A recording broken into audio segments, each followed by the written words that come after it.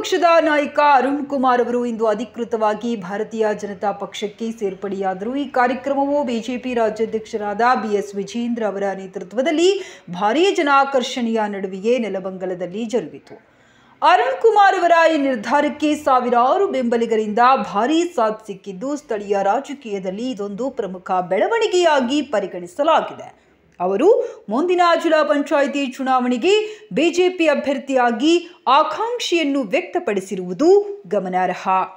ಬಿಜೆಪಿಗೆ ಅರುಣ್ ಕುಮಾರ್ ಸೇರ್ಪಡೆಯಾದ ಹಿನ್ನೆಲೆಯಲ್ಲಿ ಪಕ್ಷವು ನೆಲಮಂಗಲ ಹಾಗೂ ಸುತ್ತಮುತ್ತಲ ಪ್ರದೇಶಗಳಲ್ಲಿ ತನ್ನ ಬಲವನ್ನ ಮತ್ತಷ್ಟು ವಿಸ್ತರಿಸಲಿದೆ ಎನ್ನುವುದು ರಾಜಕೀಯ ವೀಕ್ಷಕರ ಅನಿಸಿಕೆ।